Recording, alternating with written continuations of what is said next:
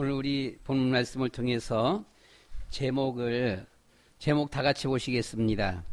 결단하는 신앙은 아름답습니다. 우리 다시 한 번 더 한번 같이 봅니다. 결단하는 신앙은 아름답습니다. 아멘. 신앙은 결단입니다. 결단 없는 신앙은 없습니다. 결단 없는 신앙은 신앙이 아닙니다. 그래서 신앙은 결단입니다. 그래서 우리가 늘 결단하는 신앙은 아름답다. 이런 제목입니다. 한번 옆에 분에게 인사하면서 결단하는 신앙은 아름답습니다. 아멘. 오늘 본문 1절 말씀 가운데 보시면 유다왕 여호야김이 다스린 지 30년이 되는 해에 이렇게 말씀을 했습니다. 유다왕 여호야김이 다스린 지 30년 되는 해에 이렇게 했어요. 3년 되는 해에 라고 했습니다. 유다 나라가 BC 586년에 망했습니다. 그래서 이 이스라엘 나라 왕은 이 유다 왕은 20대 이렇게 왕위를 이어갔는데요. 오늘 본문에 그 여호야김 왕이 18대 왕입니다. 그러니까 이제 왕 이후로 뒤로 2명의 왕이 더 있다가 결국 유다 나라가 망하게 되어졌는데요. 그러면 그 제일 마지막 왕 20대 왕이 시드기야 왕입니다. 시드기야 왕이 11년을 통치하고 나라가 망했어요. 이 시드기야 왕 이전의 왕이 여호야긴 왕인데 여호야긴 왕은 1년도 하지 못했습니다. 3개월 만에 이렇게 왕위에서 물러나게 되어졌고요. 그래서 1년도 안 됐고요. 그러면 11년 이전의 왕이 바로 이 18대 여호야김 왕입니다. 여호야김 왕은 BC 608년서부터 BC 597년까지 이렇게 역시 그 왕도 여호야김 왕도 3년 동안 11년 동안 이렇게 나라를 통치했습니다. 근데 여호야김 왕 3년이라고 했으니까 아마 우리가 대충 이렇게 본다라면은 BC 605년에 해당됩니다. BC 605년이면은 우리가 어떤 역사적으로 그 석가모니가 약 한 2500년 전에 이렇게 왔죠. 석가보다 더 멀고요. 공자가 2600년 되어집니까? 석가 공자 석가 이런 이들보다도 조금 더 이전입니다. 한 50년 전 이렇게 됩니다. 그러면 여기서 왜 이렇게 여호야김 왕 제3년에 이런 연도수를 이렇게 기록했을까? 여러 가지 해석들이 있겠습니다만은 성경의 정확성을 우리에게 말하기 위해서 이렇게 말씀하는 겁니다. 성경에 보면 이 다니엘서 속에서 나오는 풀무불 속에 새 친구가 들어가는데 죽었어요, 살았어요? 살았어요. 풀무불 속에 풀무불이 어떤 불이었었어요? 쇠가 녹는 불이었었어요. 쇠가 녹는 불 속에 들어갔는데 사람이 살았어요. 그거 진짜일까요? 가짜일까요? 아니면 소설일까요? 소설 같지 않아요? 이게 소설이다. 어떻게 그럴 수가 있냐? 말 같은 소리를 해야지. 많은 사람들이 그렇게 말을 합니다. 다음은 또 이 다니엘이 사자굴 속에 들어갔습니다. 완전 무장 철갑을 두르고 들어간 것이 아니라 그냥 몸뚱이로 들어갔어요. 살았어요? 죽었어요? 야, 말 같은 소리를 해. 말도 안 돼. 이 교회는 거짓말만 하는 것이야. 이게 성경은 거짓말만 이런 책 다 써 있어. 이렇게 보잖아요. 자, 그래서 이제 성경을 해석하는 사람들이 다양합니다. 우리가 흔히 하는 말로 똑같은 말을 해도 아다르고 어다르다 이런 말을 하잖아. 보게 되면은요. 똑같이 신학자인데 보수 신학자와 자유주의 신학자. 자유주의 신학자는 그 인본주의예요.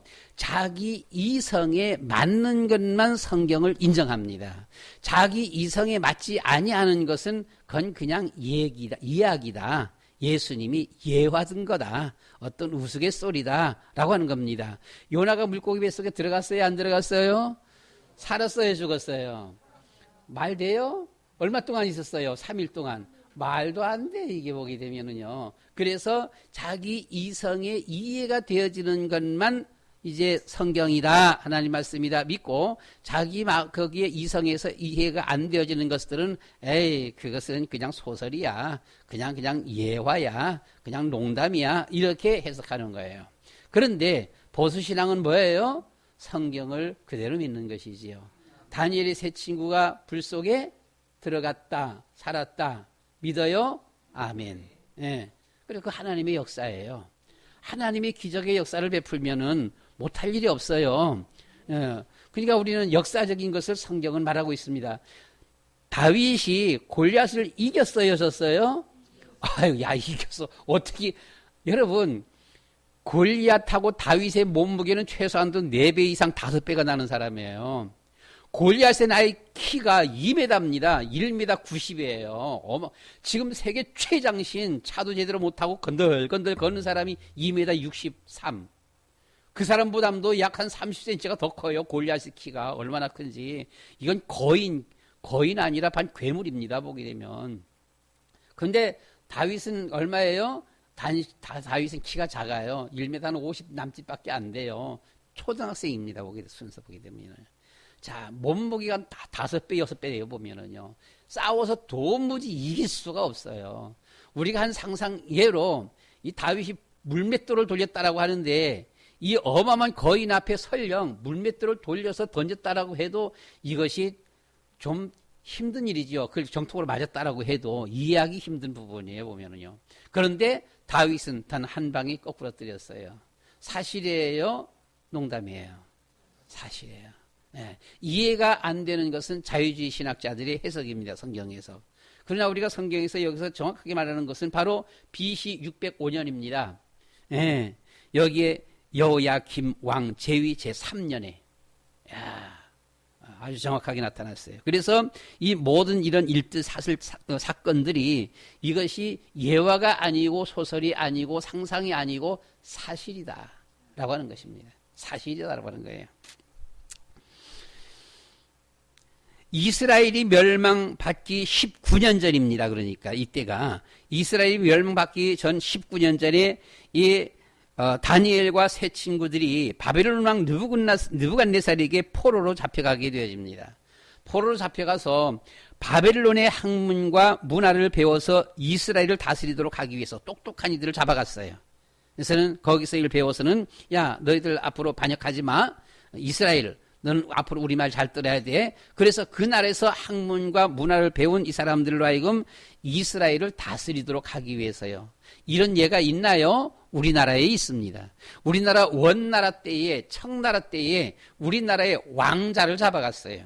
왕자를 잡아갖고서 왕이 죽을 때까지 청나라 원나라에서 청나라 원나라의 학문을 가리키고 문화를 가리켜주고, 그래서 원나라는 그 몽골이거든요. 몽골족 그 모든 옷을 입히고 머리도 이상하게 해서 점이고 해갖고는 그렇게 해서 우리나라 왕자가 왔었습니다. 그러면 왕이 죽으면 그 왕자로 하여금 우리나라를 왕을 이어서 다스리도록 그렇게 했어요. 그래서 그 원나라, 이 청나라, 원나라 때는 우리나라 풍습이 상당히 원나라의 풍습을 닮아갔었습니다. 이 몽골에. 왜? 그렇게 만들었으니까 보게 되면은요.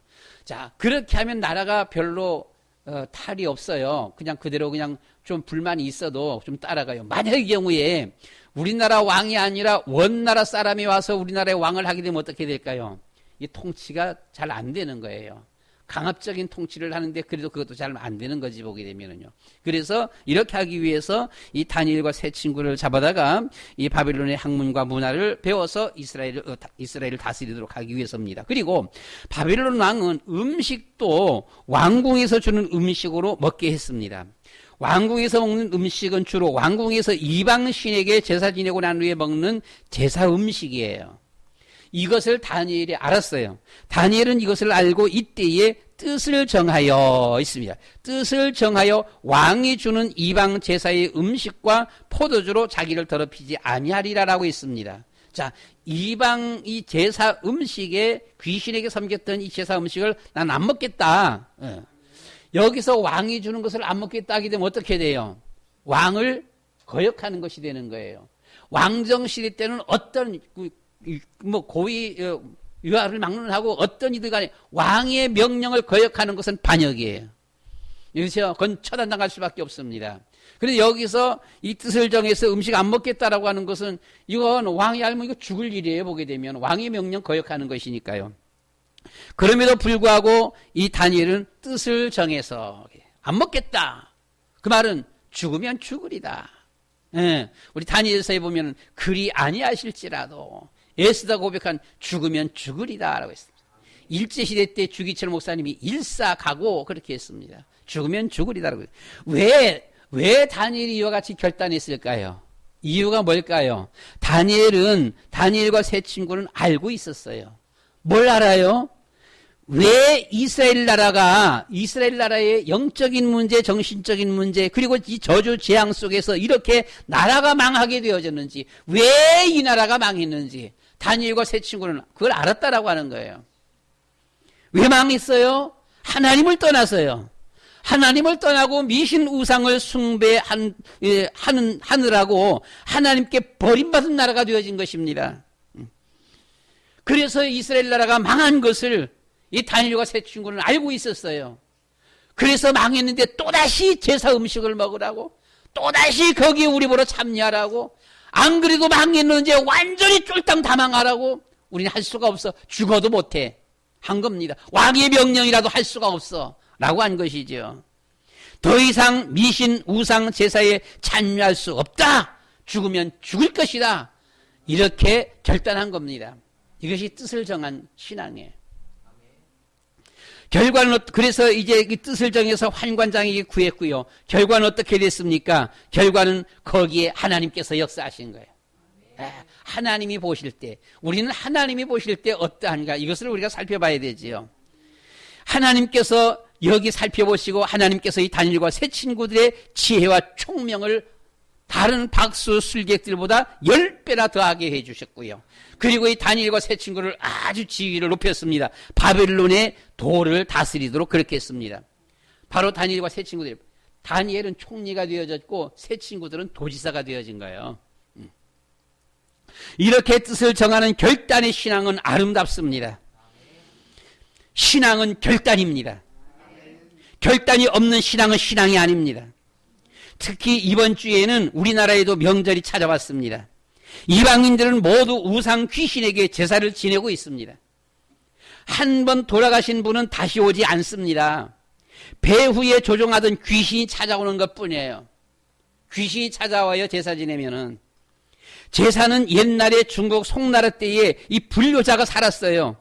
이 불효자가 살았는데 부모님이 돌아가시자 그동안 잘 봉양해 드리지 못한 것을 후회하면서 1년에 한 번씩 제사상을 차려놓고 그 앞에 울면서 절을 했습니다. 이것이 유래가 되어서 제사가 생겨났어요.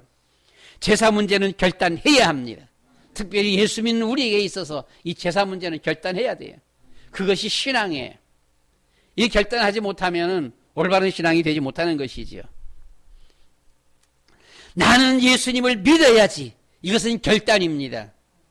그냥 교회 친구 따라서 한번 와본 사람은 다음에 올 이유가 없어요. 왜요? 그때 한번 친구 따라서 가봤거든.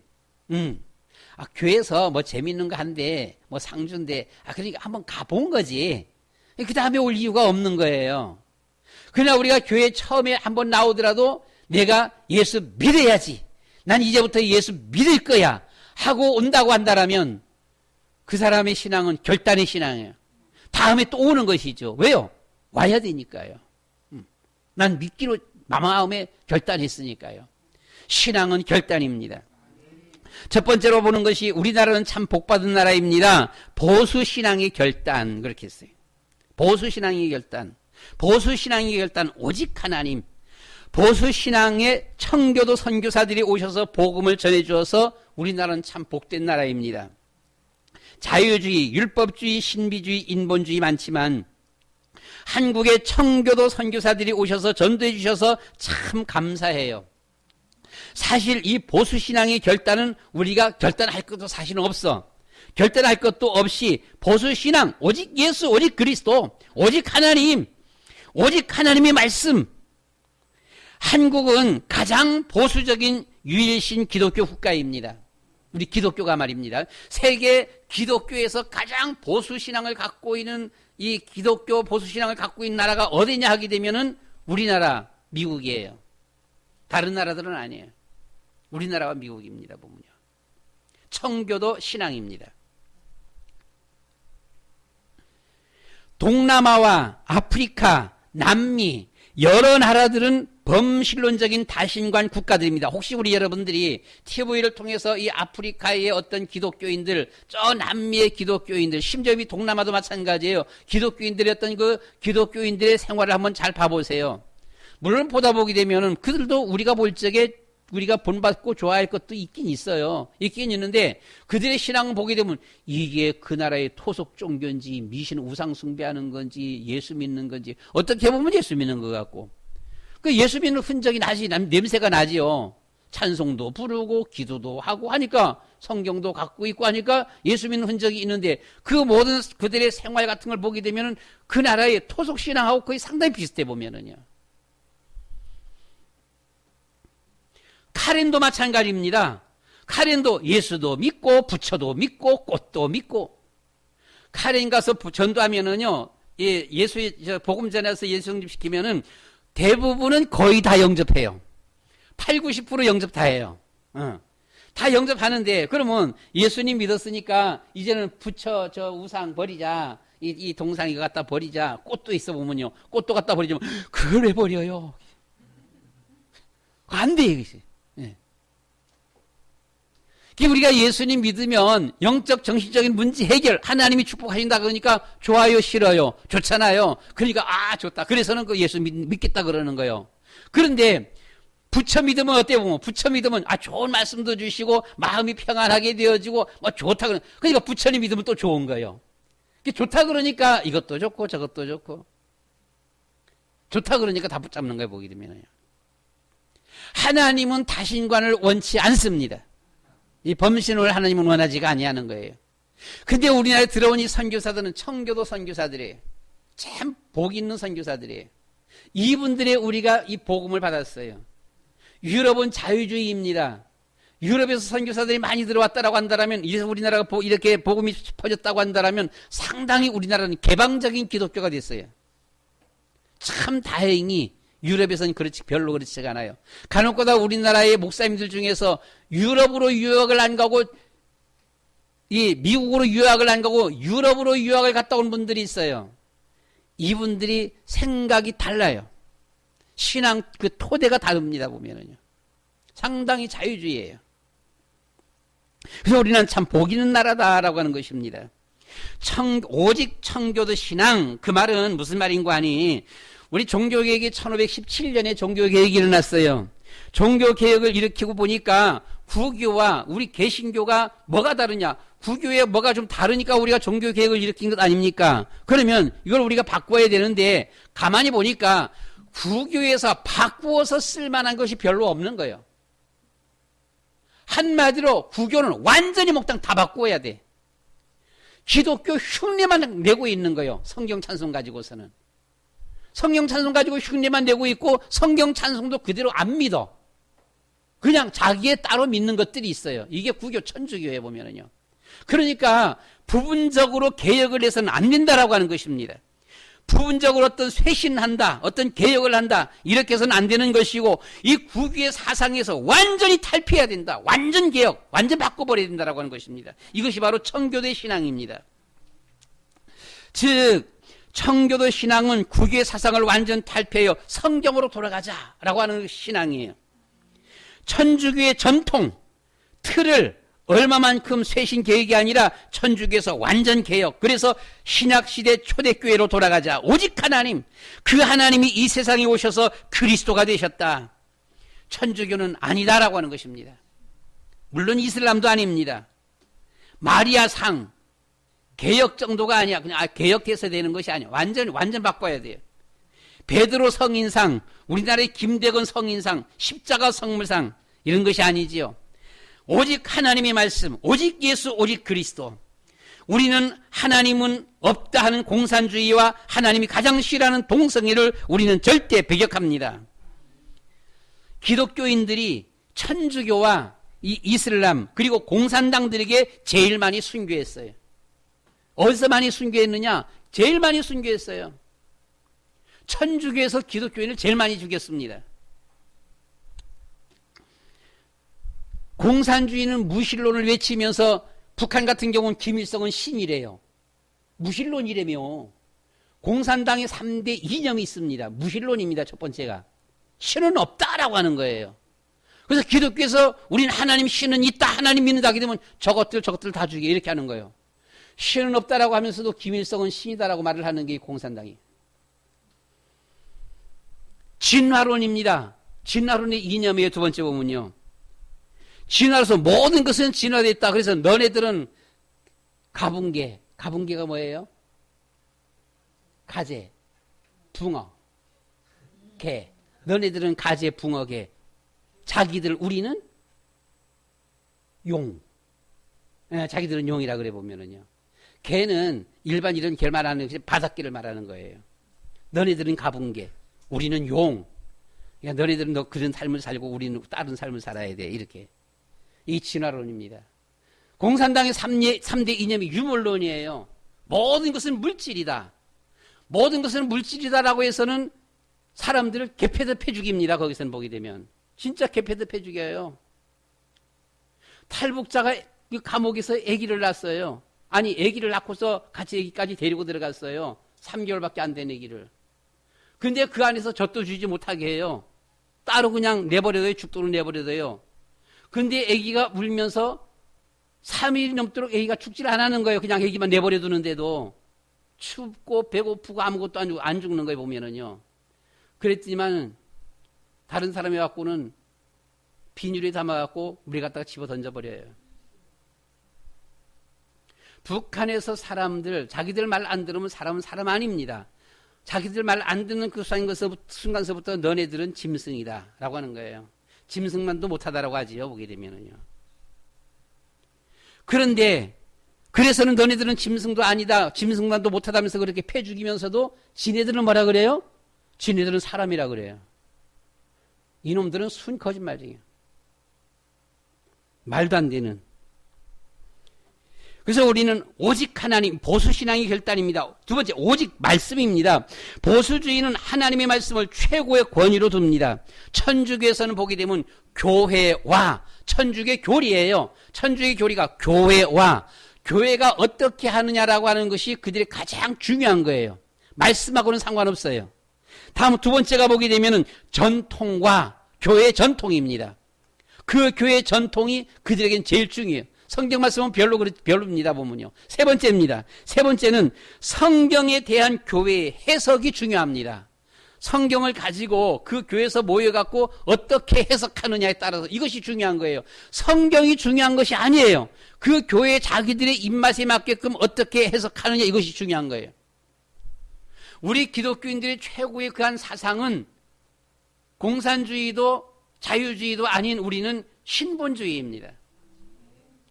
근데 신본주의라고 하는 것은 완전한 기독교 국가를 말하는 것이거든요.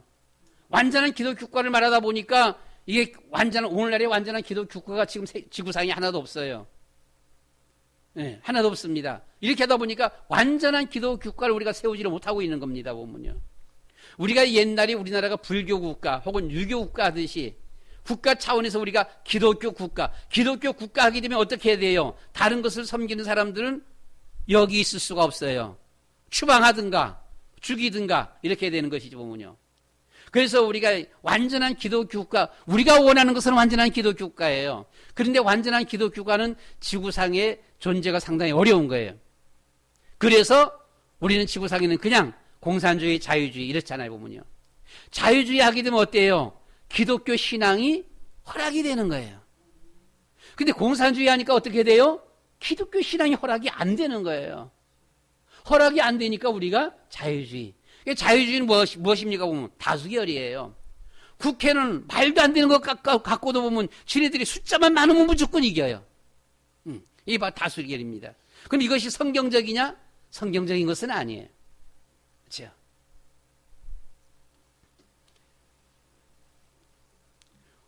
오직 하나님의 말씀. 그래서 이 천주교에서는 보면 성경이 중요한 것이 아니라 성경 말씀은 성경 말씀이고 거기에 대한 그 교회에서 어떻게 이것을 해석하느냐.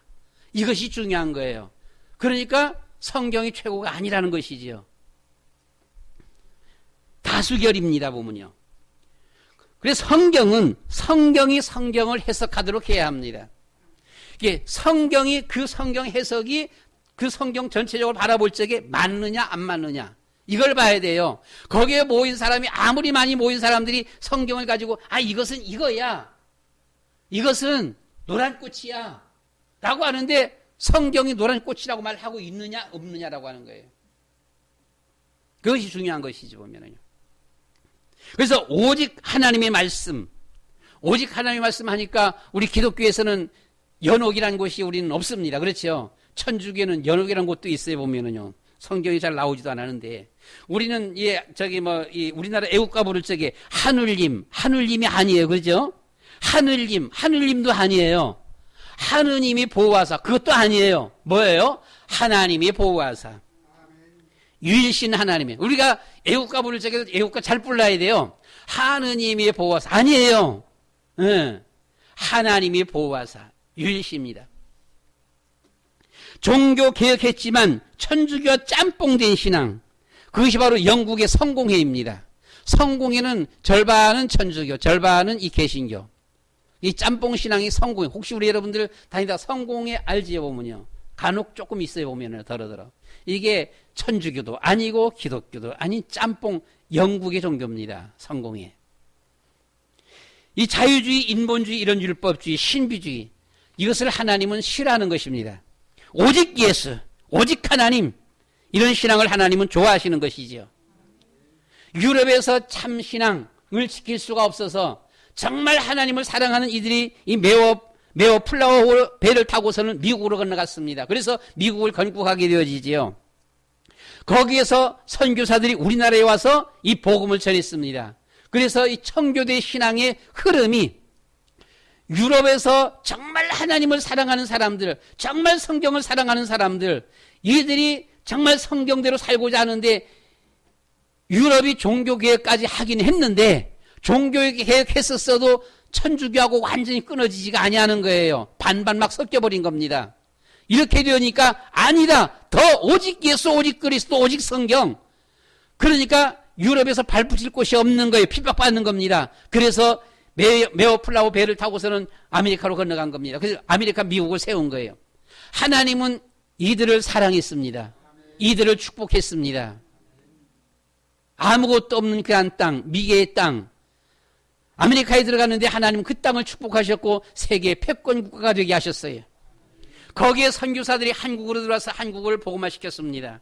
한국이 이 복음 속에 들어왔어요. 그냥 우리가 결단한 것 없습니다. 우린 그냥 그대로 받아들이기만 한 것뿐입니다.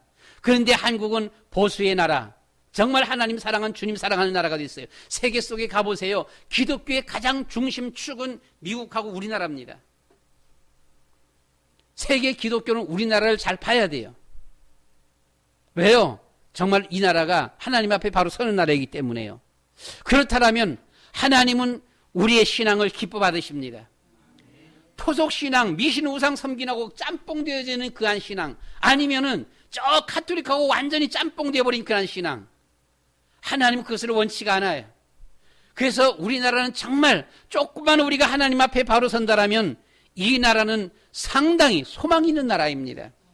세계 경제학자들이 그렇게 말을 한다 그러잖아요. 앞으로 이 나라가 정말 이대로 쭉 자라가기만 한다라면은 앞으로 30년 후에 이 대한민국이 세계 G2의 나라가 된다라고요. 세계 경제학자들이 말하는 거예요.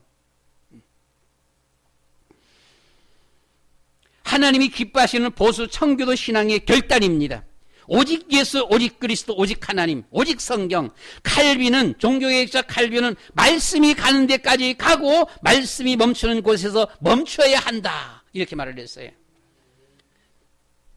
그런데 이 보수신앙의 결단은 우리가 한 것이 아니라 선교사들이 와서 된 것이다라고 하는 것입니다. 두 번째, 네비우스 정책의 결단입니다.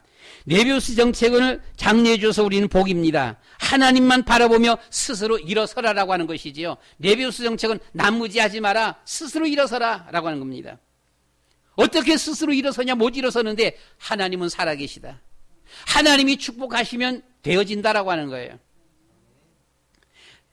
네비우스 정책의 이런 요소들은 자전입니다. 자체적으로 가르치고 배우고 복음 전하라라고 하는 거예요.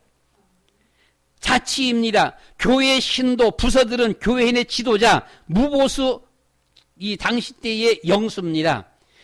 지금의 무보수 교회의 무급 이제 교역자들 말하겠지요. 다 그러면 유급 조사들의 관할을 받는다. 유급 조사, 오늘날 지금 월급을 받고 있는, 교회에서 월급 받고 있는 분들입니다. 전도사, 목사들이죠, 보면은요. 이런 분들의 이 관할을 받아야 된다라고 하는 것입니다. 우리 사도행전 2장 말씀 가운데 보시면 초대교회가 사도들의 가르침을 받아라고 말씀을 했습니다. 이 지도를 받아야 된다라고 하는 것입니다.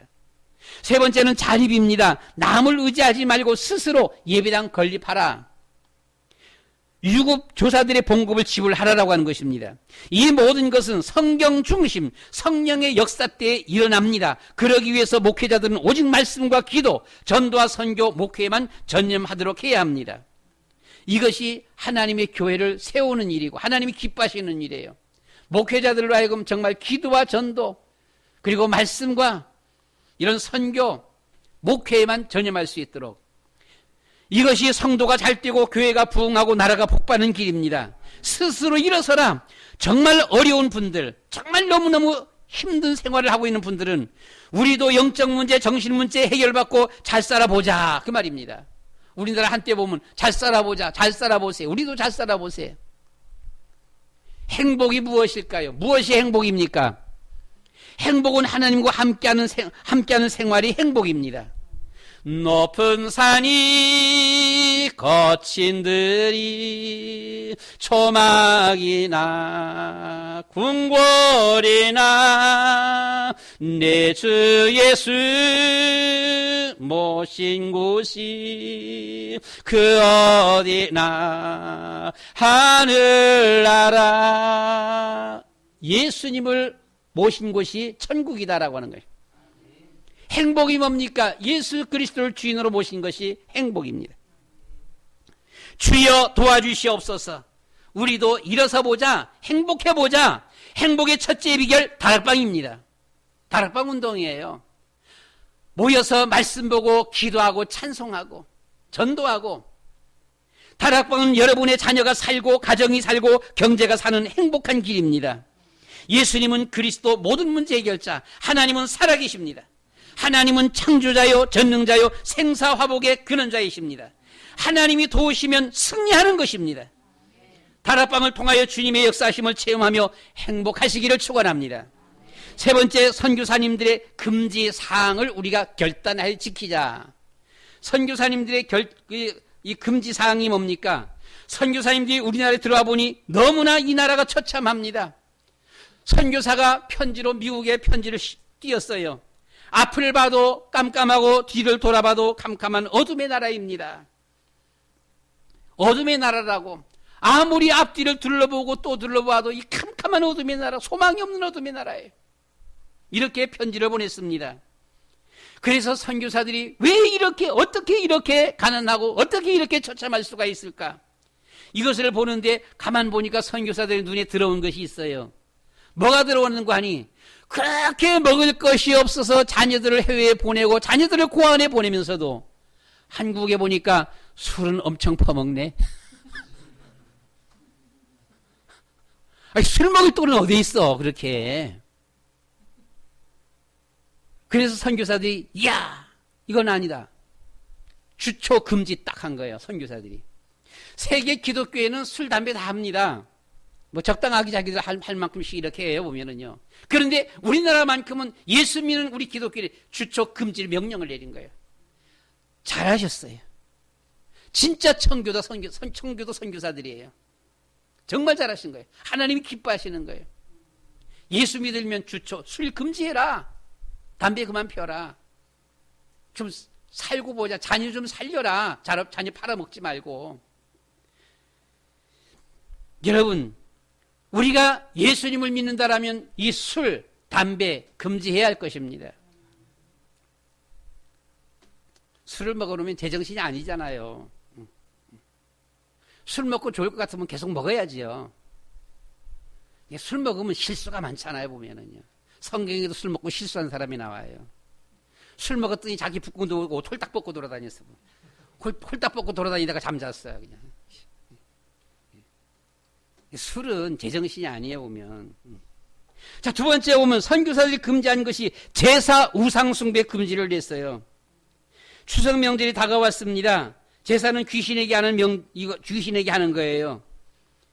이 귀신에게 하는 명절이 아니라 우리 여러분들의 이 명절은 온 집안 식구들이 한 자리 모여 앉아서 하나님 앞에 예배하는 이런 명절이 되시기를 축원합니다.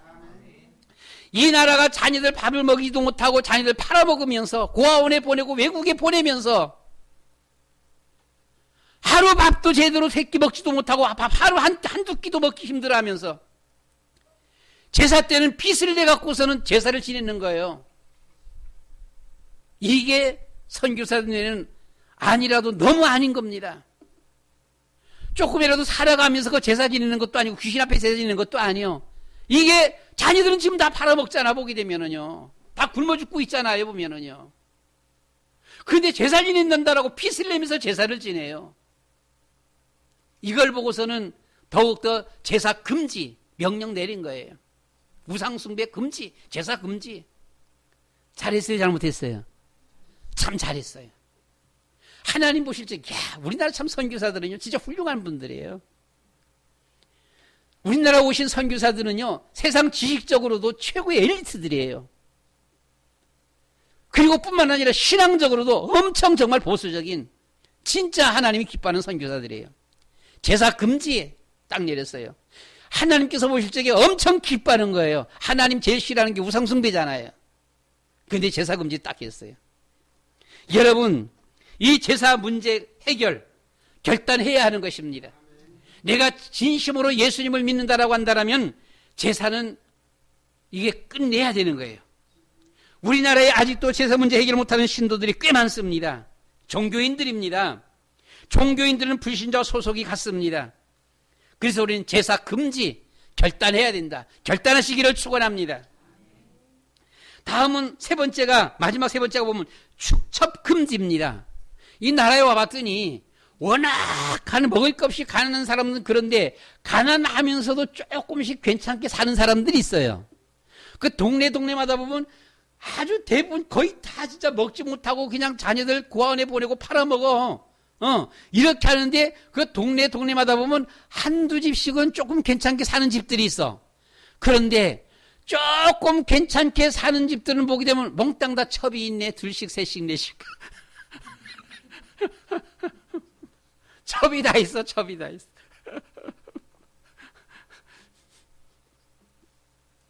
그래서는 이건 진짜 아니다. 아니, 첩이 있으면 돈이 본가에 돈 많이 갖다 줘요? 첩한테 돈 많이 갖다 줘요? 돈 많이 안 갖다 주면 첩질 안 해. 미쳤다고 한다 그러면 첩하냐? 이렇게 그러면 안 해, 보면요. 근데 첩하게 되면 돈을 많이 갖다 줘. 하여튼 하고 자기 본부인 앞에는 돈 안 갖다 주면서 거기서는 밥 굶는데 첩하면 자기 몽땅 돈 다 갖다 주는 거예요. 야, 이걸 보고서는 이건 아니다. 이거는 축첩 금지 그랬습니다. 요즘은 남편 아내 외에 대부분 애인들이 있다고 합니다. 되게 많은가 봐요. 전체적인 설문조사에서 보게 되면 아마 그래서 내가 좀 잘못 아는지는 몰라도 절반 이상 60~70%가 애인들이 있대. 남자고 여자고 보면요. 음란입니다. 하나님이 가장 싫어하는 것 우상숭배와 음란입니다. 음란은 멸망의 길입니다. 음란은 가정이 파탄되는 거예요. 자녀가 탈선합니다. 회사가 해고당하게 되어지고 사업이 파산당하게 되는 것이죠. 방법 없어요. 이 음란이라는 것. 벌써 우린 다 나왔잖아요. 부산시장, 충북도지사, 충남도지사, 서울시장, 어느 당 대표 다 날아가잖아, 보게 되면. 음란은 멸망의 길입니다. 우린 결단해야 됩니다. 우리는 예수님을 믿습니다. 하나님을 믿습니다. 오직 한 길, 오직 예수, 오직 그리스도. 네 번째는 예배 생활과 헌금 생활의 결단입니다. 예배 생활의 결단은 매우 중요합니다. 결단 없는 신앙은 잘하지 않습니다. 예배 생활, 주일 성수, 수요 예배, 금요 기도회, 새벽 기도, 우리가 교회에서 드리는 예배는 어떻게 하면 내가 다 참여할 수 있을까? 하나하나 결단해 가야 되는 거예요. 결단하는 것만큼 신앙이 자라는 거예요. 교회 다니면서 보게 되면, 그래도 내가 교회 다니기 시작했으니까, 예수 믿기 시작했으니까 주일은 지키자. 이런 사람이 있어요. 그 사람은 주일만 지켜요. 다른 예배 아무리 강조해도 안 와. 자기가 결단이 그 주일만이야, 보면요. 야, 이건 안 되겠다. 수요일까지 나가자. 수요일까지 결단한 사람은 수요일까지 나와요. 그렇게 결단합니다, 보면요. 결단 안 하면은 안 나오는 거예요. 종교인과 신앙인의 차이입니다. 종교인은 신앙을 나의 삶의 한 부분으로 생각합니다. 즉 나의 삶의 액세서리가 종교예요. 그래서 거기에 너무 빠지지 말자. 그것이 나의 삶의 전부가 아니야. 나의 삶의 한 부분이야. 이것이 종교인이죠. 그러니까 내가 거기에 완전 빠지면 오른데 버리면 안 돼 라고 하는 거예요. 내가 있고 하나님이 있는 것이다. 내가 있고 교회가 있고 내가 있고 하나님이 있는 것이지, 내가 있고 천국이 있는 것이지, 나 없는데 무슨 하나님이 있고 무슨 천국이 있냐 이거예요. 나의 삶이 있고 신앙이 있는 거다 이러는 것이지요. 그러나 신앙은 나의 모든 것이다라고 고백합니다. 하나님이 계시고 내가 있다라고 하는 거예요. 하나님이 없는 나는 없다. 이것이 신앙인입니다. 우리 여러분 종교인이 아니라 신앙인이 되시기를 축원합니다. 뿐만 아니라 우리는 직분의 삶의 결단입니다. 우리가 교회에서 주어지는 거 모든 것만 잘 우리가 이행해도 바른 신앙생활 할 수 있어요. 즉 나는 목사다. 목사라면 목사의 삶을 살아야 되지요. 간혹 가다 보게 되면은요, 어떤 뉴스라든가 TV라든가 어떤 동영상이라든가 유튜브를 통해서 참 부끄럽고 창피한 이런 일이 있어요. 보면요, 목사라는 양반이 사기를 치네요. 목사라고 하면서 애들을 불러 모아놓고서는요, 이게 무슨 사기 행각을 벌이는 거예요. 그래서는 제발 저 사람은 목사가 아니기를 보면서 보면요, 근데 목사에서 나와요. 보면요. 아니, 그 사기 치는데 꼭 목사라야 사기 칠 수 있는 건가? 그냥 목사 하지 말고 그냥 사기 치지. 참 부끄러울 때가 있어요. 보면은요, 왜 목사를 했을까? 목사 하지 말고 그냥 사기꾼 되지. 왜 목사하고서는, 목사했으면 글쎄요, 어떻게 해서 목사가 됐는지는 몰라도 우리가 일반적으로 바라볼 적엔 신학교 나왔을 거 아니겠어요. 일반적으로 보면은. 하기야 무슨 신학교도 안 나오고 뭐 비행기 타고, 뭐 우리나라에서는 예수도 안 믿던 사람이 비행기 타고 미국 가니까 미국에서 목사라고 그런 말도 있어요. 비행기에서 안수했대나? 예수도 안 믿는 사람 앞에 안수를 해. 왜요? 미국은 목사를 특별 대우하거든요. 미국은 목사 특별 대우 받습니다. 보면요, 특혜가 많아요. 보면요, 사기치라면 목사하지 말고 왜 꼭 목사에서 사기치냐고요. 여러분, 장로, 나는 장로다. 장로의 삶을 살아야 됩니다. 나는 권사, 나는 집사, 권사 집사의 삶을 살자 그 말이에요. 마음으로 좀 결단하자 그 말입니다.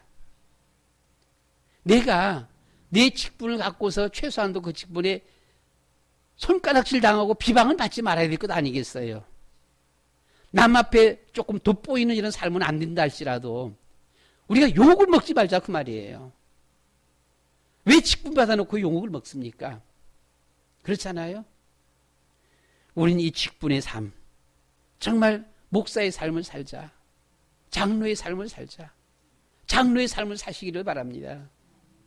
옛날 저 강원도에서 목회할 적에 저희 교회는 장로가 없었고 저희 교회는 안수집사가 있었어요. 주일마다 일 가는 거예요. 새벽기도 마치고 갖고는 못 가도록 그냥 꽉 붙잡았더니만 저 교회에서는 말 더듬어요. 저 교회에서는 장로도 나오는데 하면서는 그죠. 아니 그 교회에서 장로가 나오든가 말든가 집사님 왜 나가세요? 그럼 그 장로 지옥 가면 따라서 지옥 갈 거예요? 여러분, 장로의 삶을 살자. 집사의 삶을 살자.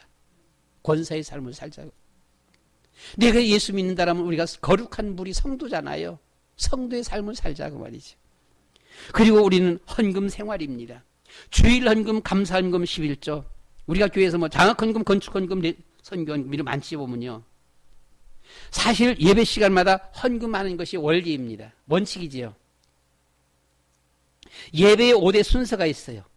예배는 뭐가 예배입니까? 예배는 뭐가 있어요? 기도가 있어요. 그리고요, 찬양이 있습니다.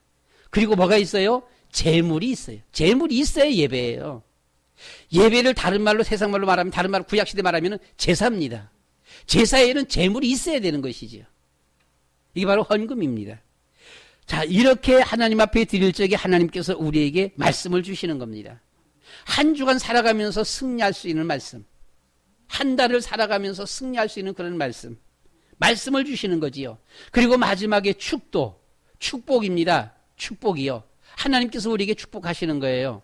미국 사람들은 교회에 늦게 가는 일은 있어도 절대로 먼저 도망가는 일은 없대요.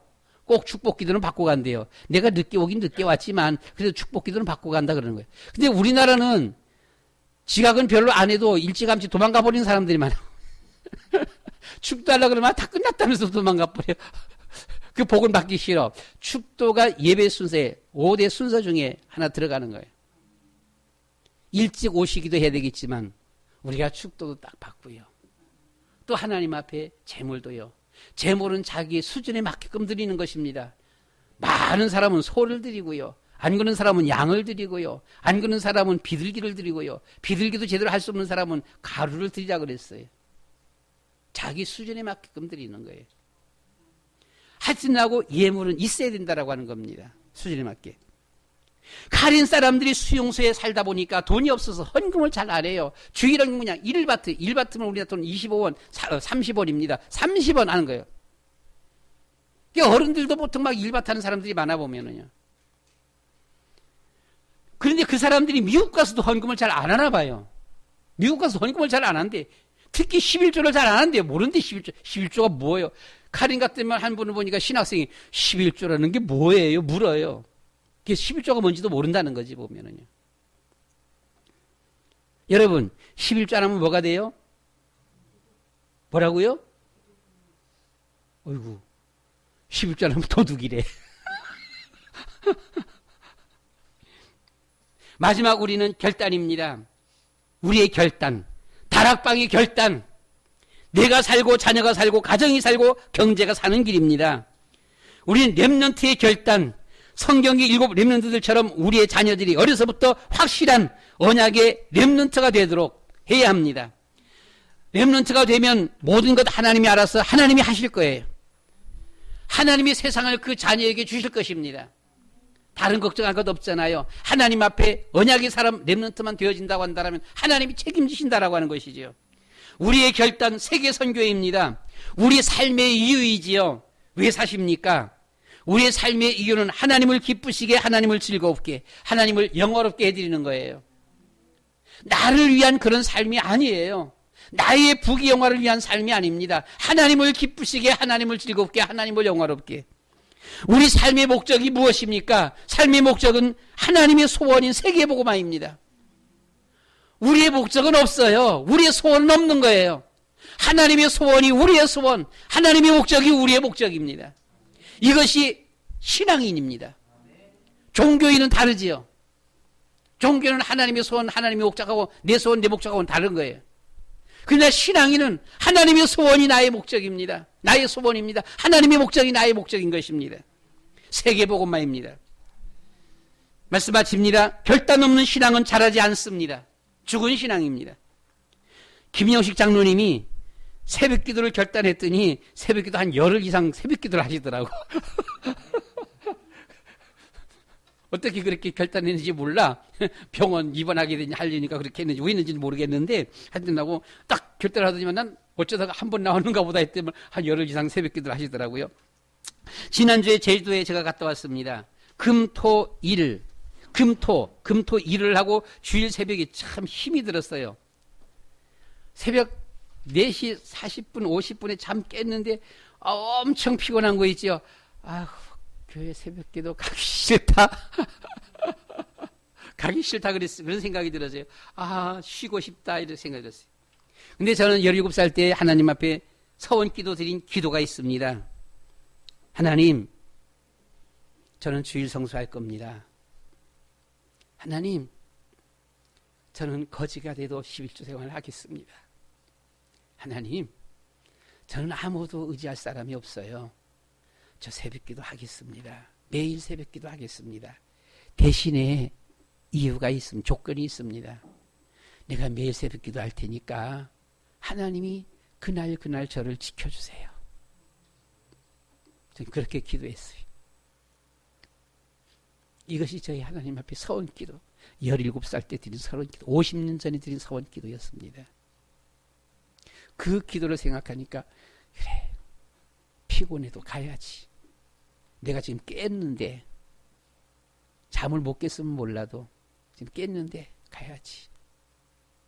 새벽기도 나갔습니다. 지난 주일은 제주도에서 주일 예배 드렸었는데, 나를 전도한 친구, 그 친구가 나를 전도하고 한 3, 4년 같이 교회에서 생활을 하다가 헤어졌어요. 50년 전에 헤어졌습니다. 그 후로 주일날은 단 한 번도 그 친구와 같이 예배를 드려보지를 못했습니다. 근데 지난주에 그 친구하고 같이 예배를 드렸어요. 저는 참 기뻤습니다. 그 친구하고 같이 주일 예배 드린다는 게 너무너무 참 기뻤어요. 50년 만에 처음으로 나를 전도했던 그 친구하고 같이 예배를 드렸어요. 우리 여러분, 하나님 앞에 결단하십시다. 정말 우리는 결단입니다. 신앙은 결단을 먹고 자라는 것입니다. 결단 없는 신앙은 신앙이 아닙니다. 신앙이 자라지 않습니다. 우리는 주일 성수 11조 생활 새벽기도 뿐만 아니라 우리는 이 다락방 운동, 그렇습니다. 다락방, 그리고 렘넌트를 키우고 세계 선교를 하고 우리가 이런 결단들을 해야 합니다. 그 결단을 통해 우리 신앙은 쭉쭉 자라갈 것이고 하나님은 기뻐할 것입니다. 우리 1분만 하나님 앞에 말씀 생각하면서 기도하도록 하겠습니다. 특별히 우리 김영식 장로님이 시술을 했는데 아마 속에 뭐가 있다 그래요. 무슨 혹이 있는 것 같다라고 해서 더 검사를 한다라고 합니다. 우리 위해서 기도해 주시기 바랍니다. 한 1분만 다 같이 하나님 앞에 주여 한번 부르고 기도하겠습니다.